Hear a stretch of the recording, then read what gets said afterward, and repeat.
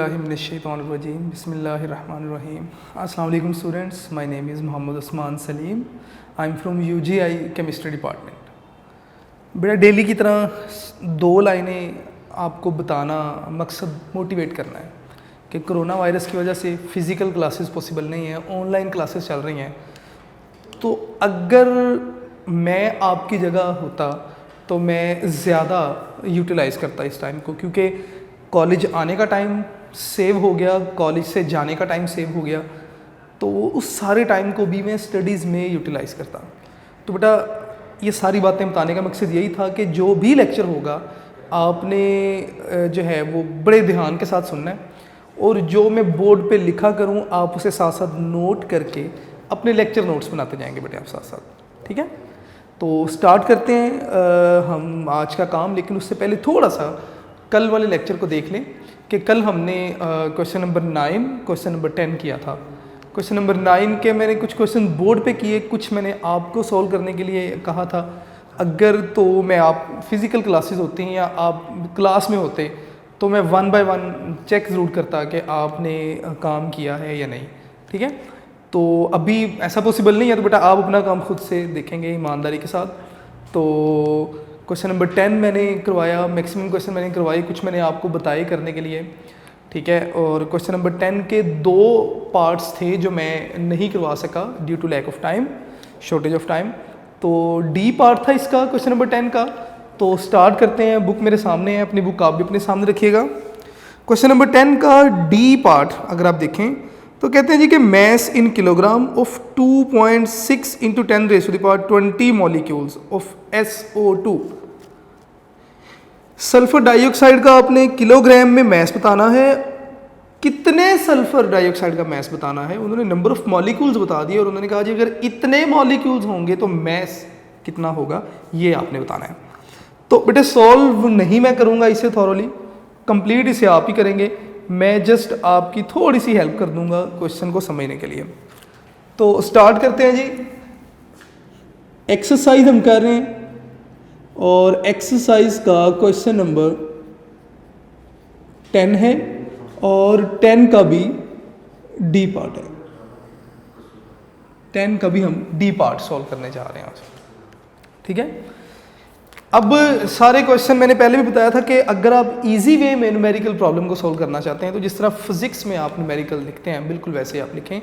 तो सबसे पहले तो आप गिवन डाटा लिख लें। तो गिवन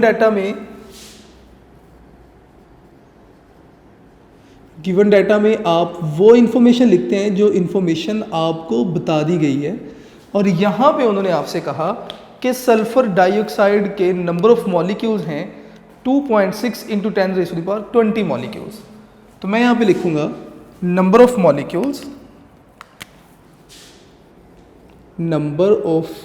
मॉलिक्यूल्स ऑफ SO2 कितने है जी 2.6 × 10⁻20। इतने मॉलिक्यूल्स आपको बता दिए गए। अब नेक्स्ट काम आपने क्या करना है, आपने इसका मैस बताना है इन किलोग्राम। तो मैं यहाँ पे लिख दूंगा टू फाइंड में आप क्या करेंगे, या टू कैलकुलेट भी लिख सकते हैं या रिक्वायर्ड भी लिख सकते हैं, आपकी मर्जी है। यहाँ पे आपने मैस मालूम करना है इन किलोग्राम मैस, और ये भी किस में बताना है किलोग्राम में। ये आपने मालूम करना है किसका मैस, सल्फर डाइऑक्साइड के इतने मॉलिक्यूल्स का मैस आपने किलोग्राम में बताना है। तो लें बेटे नेक्स्ट हेडिंग सॉल्यूशन स्टार्ट करते हैं इसका। मैंने आपको याद होगा क्वेश्चन नंबर 9 स्टार्ट करने से पहले मैंने आपको 2 फार्मूला कहे थे। एक तो नंबर ऑफ मोल वाला फार्मूला था और एक नंबर ऑफ पार्टिकल्स वाला फार्मूला था। ठीक है, मैं दोबारा से यहाँ पे फार्मूला ही लिख रहा हूँ ताकि आपको आसानी हो। इसके बाद मैं फार्मूला बोर्ड पे नहीं लिखूंगा, उसके बाद फिर आप खुद से चलते जाएंगे साथ साथ। देखिए बेटे नंबर ऑफ मोल का फार्मूला था number of mole equal to mass by molar mass. ये तो था आपके पास नंबर ऑफ मोल का फार्मूला। दूसरा जो फार्मूला मैंने आपसे याद करने के लिए कहा था वो था नंबर ऑफ मॉलिक्यूल्स। तो मैं यहाँ पे लिखूंगा कि नंबर ऑफ मॉलिक्यूल्स। ये आपके पास इक्वल था, दो फार्मूलाई थे इसके। पहला फार्मूला तो ये था कि नंबर ऑफ मोल को आप एवोगैड्रोज नंबर से मल्टीप्लाई कर दें। एक फार्मूला तो डायरेक्ट ये बन जाएगा। नंबर ऑफ मॉलिक्यूल का दूसरा जो फार्मूला है वो भी यही है। अब आप कहेंगे सर ये क्या, पहले आप कह रहे हैं जी एक फार्मूला ये बन जाएगा, दूसरा भी यही है। बिल्कुल हाँ, दूसरा फार्मूला भी यही है। आपने जस्ट n की वैल्यू पुट कर देनी है, which is mess by molar mess. तो मैं लिख सकता हूँ कि n की जगह पे मैं लिख सकता हूँ मैस बाय मोलर मैस। तो मैं लिख दूंगा जी mass by molar mass into Avogadro's number, यानी कि 6.02 इंटू 10⁻23। ये बेटे फार्मूलाई यूज़ होने हैं। मैं अब इसके बाद बोर्ड पे इन फार्मूलाई को लिख के टाइम वेस्ट नहीं करूँगा, ठीक है। तो ये दो फार्मूलाई आपको याद होने चाहिए, इम्पोर्टेंट है। तो नेक्स्ट इसका सॉल्यूशन अब स्टार्ट करते हैं जी। आप क्या करेंगे जी, नंबर ऑफ मॉलिक्यूल्स, देखें होगा क्या कि अभी हम कौन सा फार्मूला यूज़ करने जा रहे हैं। नंबर ऑफ मॉलिक्यूल्स गिवन है, मैस मालूम करना है। तो आप देखें कि नंबर ऑफ मॉलिक्यूल के साथ ये वाला फार्मूला यूज़ करेंगे या ये वाला। तो जिसमें मैस है अब वो वाला फार्मूला यूज़ करेंगे। तो मैस इस वाले फार्मूले में आ रहा है, तो आप नंबर ऑफ मॉलिक्यूल्स के लिए ये वाला फार्मूला यहाँ पे फ़िलहाल यूज़ करेंगे, ठीक है। मैं यहाँ पे इस तरह इसको अंडरलाइन कर दिया कि ये फार्मूला आप यूज़ करने जा रहे हैं। तो मैं लिख सकता हूँ कि नंबर ऑफ मॉलिक्यूल्स, ठीक है। या अब मैं फार्मूला दोबारा से लिखने की बजाय मैं डायरेक्ट बेटे इसका सॉल्यूशन लिख रहा हूँ कि नंबर ऑफ मॉलिक्यूल्स आपको कितने बता दिए हैं, 2.6 इंटू 10⁻20 इक्वल हो जाएगा आपके पास मैस। ये मैस आपने मालूम करना है। तो मैं यहाँ पे लिख दूंगा जी मैस को मैं एज इट इज़ लिख देता हूँ। मोलर मैस बेटे आपको पता होना चाहिए, SO2 का मोलर मैस आपको पता होना चाहिए। सल्फर बेटे 32 है, प्लस जब नया एटम आएगा प्लस का साइन। ऑक्सीजन 16 और ये भी 2 है, तो 32 64। तो इसका मतलब मोलर मैस कितना हो जाएगा 64। और एवोगैड्रोस नंबर आपको पता है 6.02 इंटू 10⁻23। लें जी, अब आप इसे फर्दर सिंप्लीफाई कर लें अपने आंसर के लिए। जो भी चीज़ आपने मालूम करनी है वो इक्वेशन के एक तरफ, बाकी सारी वैल्यूज़ दूसरी तरफ। मैस आपने मालूम करना है बेटे, मैस को आप इक्वेशन के एक तरफ ले जाएं, बाकी सारी वैल्यूज़ को आप इक्वेशन के दूसरी तरफ ले जाएं। तो ये 64 इधर डिवाइड हो रहा है, इस तरफ आगे मल्टीप्लाई, और ये 6.02 मल्टीप्लाई हो रहा है इस तरफ आगे डिवाइड। तो मैं इसे कुछ इस तरह लिख सकता हूँ कि मैस इक्वल हो जाएगा आपके पास किसके, 2.6 इंटू 10⁻20 मल्टीप्लाई बाय 64। ये डिवाइड था, इस तरफ आगे मल्टीप्लाई, और आप इसे डिवाइड कर देंगे किसके साथ, 6.02 इंटू 10⁻23। अब बेटे आप इसे सॉल्व कर लीजिएगा, ठीक है। कैलकुलेटर के साथ आप इसे सॉल्व कर सकते हैं। आपको एग्ज़ाम में कैलकुलेटर अलाउड होगा, ठीक है। आप इजीली कैलकुलेटर के साथ अपनी कैलकुलेशंस लेकर आ सकते हैं। लेट से आपके पास आंसर आया 2.7 इंटू 10⁻³ ग्राम। लेट से ये आपके पास आंसर आया कि इतना मैस था। आप कैलकुलेटर के साथ सॉल्व कीजिएगा, आपके पास एग्जैक्ट आंसर आ जाएगा। लेट से हमारे पास मैस ये आया, लेकिन क्वेश्चन में उसने कहा जी कि मैस आपने बताना है किलोग्राम में, लेकिन ये तो हमारे पास आ गया किसमें, ग्राम में। तो किलोग्राम में कन्वर्ट करने के लिए हम क्या करेंगे, नेक्स्ट जरा साथ साथ देखते रहिएगा। 2.7 इंटू 10⁻³ ग्राम आपके पास आंसर आया मैस का। आपने किलो में कन्वर्ट करना है। बेटे एक बात आपने याद रखनी है कि किलो इक्वल होता है 10⁻³ के। किलो किसके इक्वल है जी, 10⁻³ के, ठीक है। ये बात आपने याद रखनी है, इम्पोर्टेंट है और आपको पता होना चाहिए। अब मैंने ग्राम को किलोग्राम में कन्वर्ट करना है, तो मैं लिखूँगा जी 2.7 इंटू 10⁻³ ग्राम था, मैं खुद से किलो लिख रहा हूँ, किलोग्राम। अगर मैंने खुद से किलो लिखा मतलब मैंने 10⁻³ से मल्टीप्लाई कर दिया, तो इट मीन्स मैं इसी नंबर से डिवाइड भी तो करूँगा।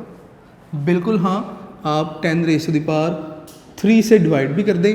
ये नीचे है, इसे ऊपर ले जाएं, पावर चेंज हो जाएगी, माइनस में चली जाएगी। 2.7 इंटू 10⁻³ पहले से है, ये भी ऊपर जाएगा, -3 पावर्स ऐड हो जाएंगी, किलोग्राम। तो ये बन जाएगा जी 2.7 इंटू 10⁻⁻6 किलोग्राम। ये आपके पास आपका फाइनल आंसर होगा। आपने इतने मॉलिक्यूल्स का किलोग्राम में मैस मालूम कर लिया। मैं बड़ा स्लो स्टीडी वे में लेके चला हूँ सारी कैलकुलेशन को, क्योंकि मोस्टली जिस लेवल पे आप हैं इस लेवल पे बच्चों को कैलकुलेशंस में ही मुश्किल आती है कि यार ये किस तरह सॉल्व होगा। तो मैंने कोशिश की मैं बड़ा स्लोली एक एक चीज़ को बता के चलूँ ताकि कैलकुलेशन आपके लिए आसान हो जाए। ठीक है, अब इसके बाद क्वेश्चन नंबर 10 का ही एच पार्ट है। इस क्वेश्चन में उन्होंने आपसे क्या कहा, उन्होंने आपसे कहा कि number of moles and formula units in 100 kilogram of KClO3। आपने KClO3 के 100 ग्राम में नंबर ऑफ मोल्स भी मालूम करने हैं और फार्मूला यूनिट्स भी, यानी कि कितने KClO3 आयंस जो हैं वो मौजूद हैं। देखें, जब हम किसी मॉलिक्यूल की बात करते हैं तो हम कहते हैं जी कि नंबर ऑफ मॉलिक्यूल मालूम कीजिए। अगर हम किसी आयनिक कंपाउंड को डिस्कस करते हैं तो आयनिक कंपाउंड के लिए हम मॉलिक्यूल का वर्ड नहीं यूज़ करते बल्कि हम कहते हैं फार्मूला यूनिट। तो एक्चुअली हम इस आयनिक कंपाउंड के 100 ग्राम में हम फार्मूला यूनिट्स भी मालूम करने जा रहे हैं। ठीक है, तो बेटे ज़रा साथ साथ रहिएगा। तो इसको स्टार्ट करते हैं जी। क्वेश्चन नंबर 10 का एच पार्ट है। क्वेश्चन नंबर 10 और इसका एच पार्ट है। बाकी सारे हम ऑलरेडी सॉल्व कर चुके थे। एच के बाद आई पार्ट होगा, वो भी इसी में सॉल्व हो जाएगा। आपने बताना है कि 100 मिलीग्राम में 100 ग्राम में कितने KClO3 जो हैं वो मोल्स कितने हैं और फार्मूला यूनिट्स कितने हैं। तो मैं गिवन डाटा, चले मैं लिख देता हूँ आपके लिए। गिवन डाटा क्या होगा इस दफ़ा भी आपने बताना है कि जितनी जो वैल्यू आपको दे दी गई आपने वो गिवन डाटा में बता देनी है। तो आपको बता दिया कि KClO3 का मैस विच इज़ 100 ग्राम। ठीक है, तो mass of KClO3 which is 100 ग्राम, ये आपको गिवन इंफॉर्मेशन थी। आपने इस इंफॉर्मेशन से क्या करना है, आपने इतने ग्राम KClO3 आपके पास मौजूद हैं, आपने बताना है कि इसमें मोल कितने आ जाएंगे KClO3 के और कितने फार्मूला यूनिट्स आएंगे।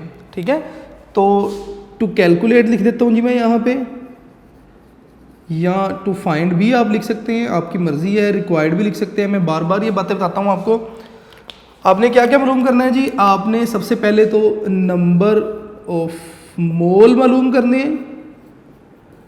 दूसरे नंबर पे आपने नंबर ऑफ मॉलिक्यूल भी कह सकता हूँ, लेकिन ज़्यादा बेहतर है कि फार्मूला यूनिट्स लिखूँ, तो नंबर ऑफ फार्मूला यूनिट्स ये भी आपने मालूम करने हैं। ये दो चीज़ें बेटा हमारी रिक्वायरमेंट है। तो इसको सॉल्व करने के लिए स्टार्ट करते हैं अपनी बात को। सॉल्यूशन इसका लिखते हैं जी सबसे पहले। अब फार्मूला बेटे वही यूज़ होना है जिसके बारे में मैं बार बार आपसे कहता आ रहा हूँ। एक फार्मूला नंबर ऑफ मोल का है और एक फार्मूला नंबर ऑफ मॉलिक्यूल्स का है। ठीक है, तो नंबर ऑफ मोल का सबसे पहले हमारे पास फार्मूला क्या है, मैस बाय मोलर मैस। इसका मतलब सबसे पहले तो हमें KClO3 का मोलर मैस बेटे पता होना चाहिए। तो इसका मोलर मैस देख लेते हैं जी। मैं यहाँ पे लिखूँगा जी मोलर मैस ऑफ KClO3 ये कितना है। पोटाशियम 39 है, ख़त्म हो गया नया एटम प्लस का साइन। क्लोरीन 35.5 है, नया एटम प्लस का साइन। ऑक्सीजन 16 है, 3 ऑक्सीजन है तो 3 से मल्टीप्लाई कर दिया। तो ये मेरा ख्याल है 122.5 ग्राम पर मोल हो जाएगा बेटे। ये मोलर मैस है KClO3 का। आपने नंबर ऑफ मोल मालूम करने हैं, तो नंबर ऑफ मोल के लिए हमारे पास फार्मूला है number of mole equal to mass by molar mess.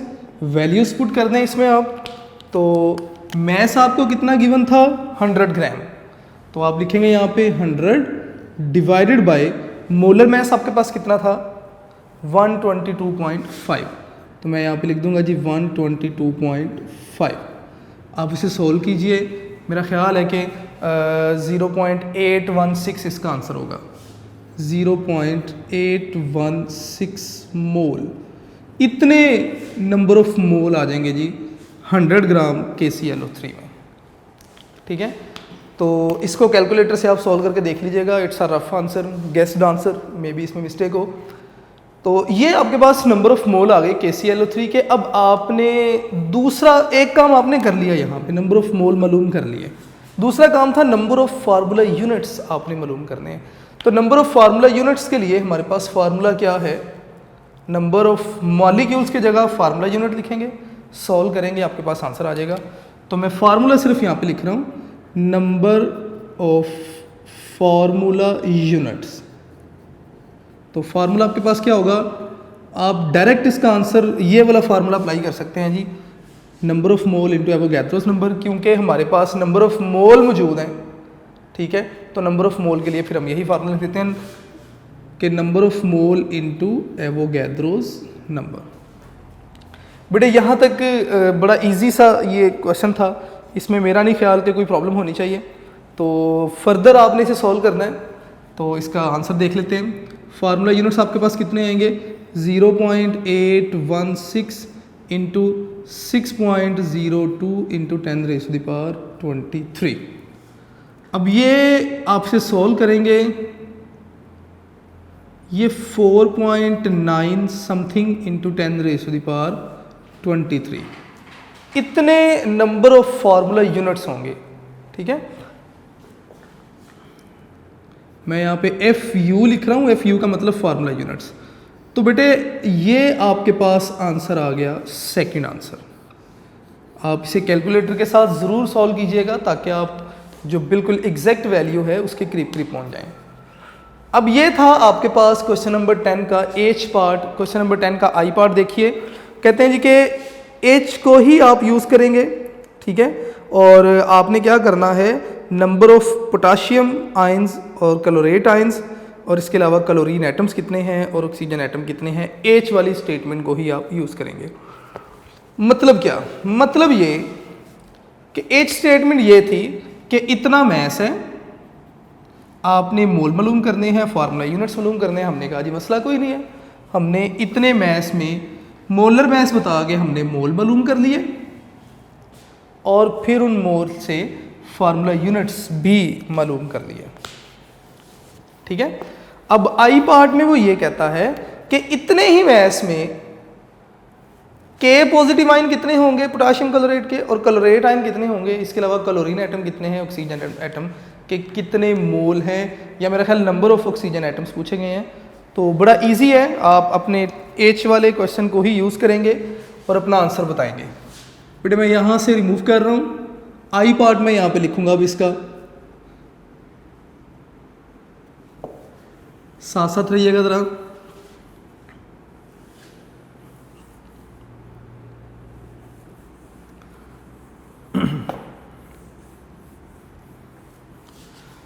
Ji question number 10 I part है जी इसका। आपने H वाली स्टेटमेंट को ही यूज़ किया। आपने क्या बताना है, नेक्स्ट मैं यहाँ पे टू फाइंड ही लिख देता हूँ कि आपने मालूम क्या करना है। कहते हैं जी कि आपने बताना है नंबर ऑफ पोटाशियम आयन, पहले तो आप ये बताएंगे। दूसरे नंबर पे क्लोरेट आयन ClO3 नेगेटिव, ये कितने बने ये भी आपने बताना है। तीसरे नंबर पे आपने क्लोरीन एटम्स, ये भी आप बताएंगे। और fourth one is oxygen atoms, ये भी आपने बताना है। मैं इनको ब्लॉक में बंद कर देता हूँ ताकि आपको अलग-अलग पता चल जाए कि आप बताने क्या जा रहे हैं इस बार। क्लोरीन एटम्स की तादाद भी आपने बतानी है और ऑक्सीजन एटम्स की तादाद भी बतानी है। तो 1 2 3 4 वैल्यूज़ पूछी गई यहाँ पे। तो बड़ा इजी बेटा ये वे है, आप इसे रेशो फॉर्म में सोल्व करना चाहिए, रेशो फॉर्म में भी सोल्व कर सकते हैं। आप इसे स्टेटमेंट फॉर्म में सोल्व करना चाहें बाय वर्ड्स, आप वैसे भी सोल्व कर सकते हैं। वैसे इजी मेथड तो कुछ इस तरह ही है कि इतने ग्राम पोटाशियम क्लोरेट की ही बात हो रही है, इतने ग्राम पोटाशियम क्लोरेट है, हमने यहाँ पे क्या बताना है, तादाद बतानी है बाय नंबर्स के। 5 एटम मौजूद हैं, 10 मौजूद हैं, 15 हैं, 20 हैं, तो नंबर्स बताने हैं तो हमें फिर ये नंबर्स को ही यूज़ करना पड़ेगा। ठीक है, नंबर्स बताने हैं तो हमें इस नंबर को ही यूज़ करना पड़ेगा। तो बेटे ज़रा देखिएगा, सबसे पहले पोटाशियम आयंस के लिए बात कर रहा हूँ मैं, पोटाशियम आयंस के ये कितने होंगे। तो मैं एक रेशो बना दूंगा KClO3 और K positive ions. K positive की बात कर रहा हूँ तो K पॉजिटिव आयन की रेशो बना दूंगा। अगर मेरे पास एक KClO3 हो तो उसमें से मुझे कितने K पॉजिटिव मिल रहे हैं, एक मिल रहा है, क्योंकि इसमें एक ही K पॉजिटिव आयन मौजूद है। 100 ग्राम में हमारे पास कितने KClO3 हैं, 4.9। तो मैं यहाँ पे लिख देता हूँ कि 4.9 इंटू 10⁻23 अगर KClO3 हो तो इसमें से कितने KClO3 मिलेंगे। ओबियसली एक से एक पोटाशियम आयन मिल रहा है तो इतने में से इतने ही मिलेंगे। तो इसका आंसर हो जाएगा जी 4.9 इंटू 10⁻23 K पॉजिटिव आयन्स मिल गए। पहला आंसर बेटे आपके पास ये हो गया, पहला आंसर ये हो गया। दूसरे आंसर की तरफ आते हैं। दूसरा था ClO3 नेगेटिव आयंस। तो आप इसी तरह से दोबारा एक रेशो बना लें। आप बताएं कि अगर KClO3 और अब क्लोरीन ClO3 की बात हो रही है, अगर एक होगा तो ये भी कितने होंगे, एक होंगे। अगर 4.9 इंटू 10⁻23 तो ये कितने होंगे, ये आपने बताना है। ठीक है, एक से एक क्लोरेट आयन मिलेगा और इतने में से आपने बताना है कितने हैं। तो वैसे तो क्वेश्चन सोल्व हो चुका है लेकिन फिर भी एक बार सोचिएगा ज़रूर। ठीक है, उसके बाद आपने क्लोरीन एटम्स बताने हैं और ऑक्सीजन एटम्स की तादाद भी बतानी है। तो मेरा ख्याल है कि ये भी आप इसी तरह रिलेशन बनाएं और क्लोरीन एटम्स ऑक्सीजन एटम्स की तादाद भी आप बता सकते हैं। ठीक है, तो मैं आपके लिए लिख देता हूँ। ऐसे क्लोरीन एटम्स के लिए मैं लिख देता हूँ यहाँ पे कि क्लोरीन एटम्स कैसे आप बताएंगे। आप लिखें कि KClO3 और रेशो क्लोरीन, एक से एक मिलेगा। 4.9 इंटू 10⁻23 से 4.9 इंटू 10⁻23 क्लोरीन एटम्स मिलेंगे। ऑक्सीजन के लिए चलना है तो ऑक्सीजन एटम के लिए बात भी कर लेते हैं बेटे। लें जी ऑक्सीजन एटम, तो दोबारा से आप रेशो बना लें KClO3 और ऑक्सीजन एटम के साथ रेशो बनाएं। अगर ये एक है तो ऑक्सीजन कितने मिल रहे हैं, यहाँ पे 3 है। अगर ये 4.9 इंटू 10⁻23 होगा तो ये 3 इंटू 4.9 इंटू 10⁻23 नेक्स्ट आप सॉल्व कर सकते हैं इसे कैलकुलेटर के साथ। तो ये आपका क्वेश्चन नंबर 10 कंप्लीट हुआ, जिसका डी और एच पार्ट हमारा रहता था। मैंने आपसे कहा था मैं नेक्स्ट लेक्चर में इसे करवाऊंगा। डी पार्ट बोर्ड पे एज शॉर्ट क्वेश्चन पूछा गया है, तो बेटे डी पार्ट आपने अच्छे तरीके से सॉल्व भी करना है इसका। ठीक है ना, अब नेक्स्ट हम चलते हैं जी, बुक देखते हैं। क्वेश्चन नंबर 11 से स्टार्ट करना है। 11 मैंने आपको होमवर्क दिया था, ज़रूर आपने सॉल्व किया होगा क्योंकि सारे फार्मूले वही यूज़ हो रहे हैं। इसके ए वाले पार्ट में आपने मोलर मैस मालूम करना था, 1 मोल का मैस मोलर मैस होता है। तो आपने सारे एटम्स के मैसेज एडअप करके आपने बता देना था कि टोटल जो है वो 1 मोल का ही मैस है, ग्राम पर मोल 7 यूनिट लिख देना था आपने। दूसरे वाले में मैस दे दिया गया, मोलर मैस आपको पता था, नंबर ऑफ मोल आपने मालूम करने थे। सी वाले में मैस बता दिया गया। ठीक है, उन्होंने कहा जी कि मैस आपने बताना है, मोल्स आपको बता दिए, मोलर मैस आपको पता था। और इसी तरह डी वाला पार्ट भी आप कर सकते थे। क्वेश्चन नंबर 12 की तरफ आते हैं। A sample of 0.6 mole of a metal react completely with excess of fluorine to form 46.8 gram of MF2. How many moles of F are present in the sample of MF2 that forms? और दूसरे number पे which element is represented by symbol m। अब इसको solve करने के लिए बेटे मैं यहाँ से ही दोबारा से चलूँगा, मैं ये रिमूव कर रहा हूँ, ठीक है, यहाँ से ही मैं इसका सलूशन लिखूँगा, तो साथ साथ रहेंगे आप लोग ज़रा।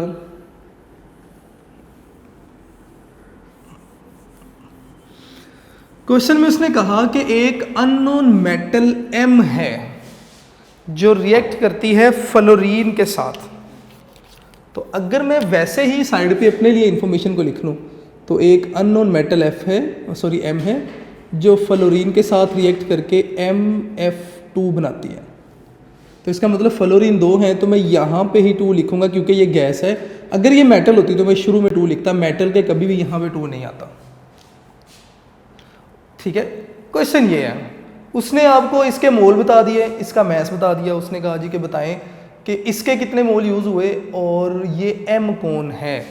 अब मैं सारी बातों को डाटे की फॉर्म में लिख देता हूँ। तो सबसे पहले आपने बताना है given data.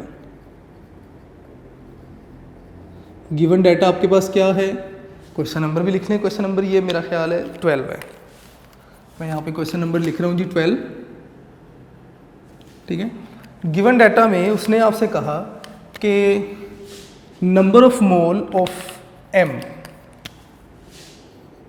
Number of mole of m कितने हैं जी, 0.6 मोल। m के मोल बता दिए गए आपको। दूसरे नंबर पे उसने क्या किया, उन्होंने आपको MF2 का मैस बता दिया 46.8 ग्राम। मैस ऑफ MF2 प्रोड्यूस, वो MF2 जो प्रोड्यूस हुई, कितनी प्रोड्यूस हुई, 46.8 ग्राम। इतनी जो MF2 थी वो प्रोड्यूस हुई, मैं कंफर्म कर लूँ 46.8 ही है जी बेटे। अब आपने क्या करना है, तो मैं यहाँ पे लिख देता हूँ टू फाइंड। आपने 2 काम करने हैं। पहले नंबर पे तो आपने बताना है कि फ्लोरीन के कितने मोल यूज़ हुए। ठीक है, तो मैं यहाँ पे लिख देता हूँ पहला काम मैं एरो की फॉर्म में बता देता हूँ। सबसे पहले तो number of mole of fluorine atom, ये आपने मालूम करने हैं। और दूसरा काम आपने क्या करना है, M जो है वो कौन सी मेटल है, तो M को आपने बताना है कि ये कौन सी मेटल यहाँ पे यूज़ की गई। ठीक है, तो स्टार्ट करते हैं जी बात को। सॉल्यूशन इसका लिखते हैं। सॉल्यूशन लिखने से पहले इसकी इक्वेशन ज़रूर लिखें। इक्वेशन में सारे आंसर्स मौजूद हैं, तो मैंने पहले भी लिख दिया, मैं दोबारा लिख रहा हूँ कि M+F2 और आपको मिल रहा है MF2। M के उसने बता दिए 0.6 मोल, फ्लोरीन के मोल आपने मालूम करने हैं। उसके बाद MF2 का मैस बता दिया 46.8। ठीक है, और दूसरे नंबर पे आपने क्या मालूम करना है, आपने M के बारे में बताना है कि ये कौन सी मेटल है। तो इसका मतलब 2 यहाँ पे क्वेश्चन बन गए हैं, एक आपने फ्लोरीन के नंबर ऑफ मोल और एक M कौन सी मेटल है। तो लें जी, सबसे पहले हम फ्लोरीन के नंबर ऑफ मोल देखेंगे, उसके बाद हम मेटल F की तरफ जाएंगे। तो मैं यहाँ पे लिखूँगा from balanced chemical equation. Balance chemical equation हमें क्या बता रही है, बैलेंस केमिकल इक्वेशन कहती है कि एक तरफ आप number of mole of M लिख लें, दूसरी तरफ आप number of mole of MF2 लिख दें। ठीक है, अगर 1 मोल M का यूज़ हो रहा है तो according to balance chemical equation 1 mole ही MF2 बन रही है, क्योंकि शुरू में अगर यहाँ पे देखें 1 है तो यहाँ पे भी क्या है, 1 है। तो इसका मतलब अगर इसका 1 मोल है तो इसके भी कितने मोल है, 1। अब क्वेश्चन में कहा गया कि M के कितने नंबर ऑफ मोल हैं, 0.6। तो मैं यहाँ पे लिखूँगा अगर 0.6 मोल होते M के तो ओबियसली फिर MF2 के भी कितने मोल बनते, 0.6। तो इसका मतलब कि यहाँ से हमें एक और इन्फॉर्मेशन मिल गई कि MF2 के नंबर ऑफ मोल हमें मालूम हो गए। मैं यहाँ पे लिख रहा हूँ number of mole of MF2, हमें ये भी पता चल गया जी, number of mole of MF2 भी हमें पता चल गया। आपने फ्लोरीन के नंबर ऑफ मोल जो यूज़ हुए, जो इस्तेमाल हुए, वो बताने थे कि कितने फ्लोरीन के नंबर ऑफ मोल कंज्यूम हुए। दोबारा से आपको रिलेशन बनाना पड़ेगा। देखिए बेटे, बातें मिक्सअप नहीं कीजिएगा। पहले हमने बैलेंस केमिकल इक्वेशन को देखते हुए देखा कि M से MF2 कितना बन रहा है बाय मोल। तो 1 मोल बैलेंस केमिकल इक्वेशन कहती है 1 मोल M होगा तो 1 मोल ही MF2 बनेगा। मैंने कहा जी ठीक है। फिर मैंने कहा जी क्वेश्चन में हमें कहा था 0.6 मोल M है, तो मैंने कहा जी फिर 0.6 मोल M होगी तो MF2 भी कितना बन रहा है, 0.6 ही बनेगा। अब इस MF2 में फ्लोरीन भी है। अब इस MF2 से हमने फ्लोरीन को देखना है, तो मैं MF2 और फ्लोरीन के दरमियान एक रिलेशन दोबारा से बना रहा हूं। यहां से मुझे पता चल रहा है कि अगर 1 मोल MF2 का होगा तो उसमें 2 मोल फ्लोरीन होगी, क्योंकि एक MF2 में 2 फ्लोरीन है, तो 1 मोल MF2 में 2 मोल फ्लोरीन एटम होंगे। ठीक है, क्वेश्चन में कितने MF2 उसने बता दिया, 0.6 MF2। अगर आप देखें, मैं बार बार इस तरफ बता के जा रहा हूँ, हमें पता चला कि 0.6 मोल हैं MF2 के।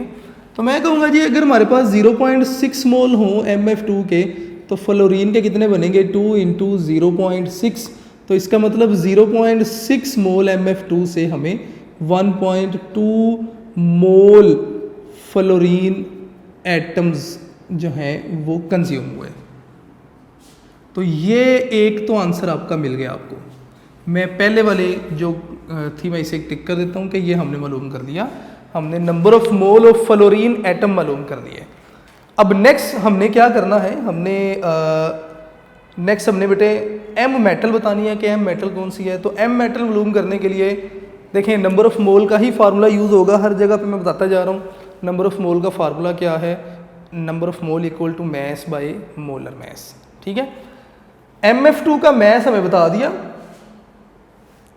नंबर ऑफ मोल हमने मालूम कर लिए। इसका मतलब मोलर मैस MF2 का हम मालूम कर सकते हैं। कैसे, तो मैं यहाँ पर लिख देता हूँ कि या मैं इसको इस तरह सॉल्व करूँगा कि वी नो कि number of mole equal to mass by molar mass. यहाँ तक तो हम जानते हैं। अगर आपने मोलर मैस मालूम करना है तो ये इधर मल्टीप्लाई होगा और ये इधर आके डिवाइड हो जाएगा। ठीक है, तो मैं इसे सॉल्व करता हूँ कि मोलर मैस आपके पास किसके इक्वल हो जाएगा जी, mass by number of mole. Solve कर लें, मैस आपके पास कितना है MF2 का, ये हम MF2 के लिए बात कर रहे हैं। मैं यहाँ पे लिख भी देता हूँ MF2 के लिए। तो मैस हमारे पास कितना है MF2 का, 46.8। तो मैस मैंने लिख दिया 46.8 डिवाइडेड बाय नंबर ऑफ मोल कितने आए जी MF2 के, 0.6। तो मैंने यहाँ पे लिख दिया 0.6।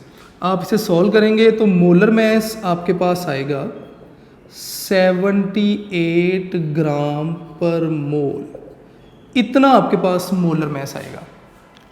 इसका मतलब कि MF2 का जो मोलर मैस है वो 78 ग्राम पर मोल है। अगर मैं एटम बाय एटम इसका मोलर मैस लिखूं तो बेटे ज़रा साथ रहिएगा, सारा जो की लाइन थी वो भी आ रही है सेकंड आंसर की, ज़रा साथ रहिएगा। अगर मैं MF2 का मोलर मैस लिखूं, M का मुझे नहीं पता कौन है, मैं M को एज इट इज़ लिख रहा हूँ M। F का तो मुझे पता है फ्लोरीन है। ठीक है, तो नया आइटम शुरू होता है तो हम प्लस का साइन देते हैं। फ्लोरीन 19, 2 फ्लोरीन है तो 2 से मल्टीप्लाई किया इक्वल टू 78 मैंने यहाँ पे लिख दिया जी। मैंने इस इक्वेशन में मैसेज पुट कर दिए। M का मुझे नहीं पता था, मैंने M लिख दिया, प्लस का साइन। फ्लोरीन का मुझे पता था 19 है, 2 फ्लोरीन है तो 19 × 2। तो इसे सॉल्व करते हैं जी। M + 38 = 78 या M = 78 - 38 या M = 40। और 40 किसका होता है जी, देन M जो है वो कैल्शियम है, क्योंकि कैल्शियम जो है वो उसका मैस 40 होता है। ठीक है, मैंने करना क्या था, मैंने मेटल बतानी थी। मैंने कहा जी मैं MF2 में से ही मेटल बता सकता हूँ। नंबर ऑफ़ मोल का फार्मूला लगाया और नंबर ऑफ़ मोल का फार्मूला लगा के मैंने मोलर मैस मालूम किया MF2 का। मोलर मैस मालूम करने के बाद मैंने एटम बाय एटम इनके मैसेज अलग-अलग लिखे 78 के इक्वली। और फ्लोरीन का तो मुझे पता था, फ्लोरीन का टोटल में से माइनस कर दिया, जो बचा वो M का था, तो इसका मतलब M 40 आ रहा है, तो 40 क्या है, कैल्शियम है। तो ये बेटे क्वेश्चन नंबर 12 है आपके पास। इजी क्वेश्चन था, सिर्फ थोड़ा सा ट्रैक इसका लंबा था। तो बेटे आज का काम नो डाउट के काम थोड़ा कम हुआ, लेकिन इम्पोर्टेंट क्वेश्चन थे। मैं चाह रहा था मैं खुद आपको करवाता, तो बाकी इंशाल्लाह नेक्स्ट सब क्वेश्चन जो हैं वो नेक्स्ट लेक्चर में स्टार्ट करेंगे। अपना बोर्ड जो मैं बनाता हूँ, आप लेक्चर नोट अपने ज़रूर बनाएं। ठीक है, अपना डेली का काम डेली कीजिए, आप पे प्रेशर नहीं आएगा, आप पे बर्डन नहीं आएगा। और बेटे घर रहिए, सेफ़ रहिए, अपने घर वालों को सेफ़ रखिए और खूब जम के पढ़ाई कीजिए। थैंक यू बेटे, अल्लाह हाफिज़।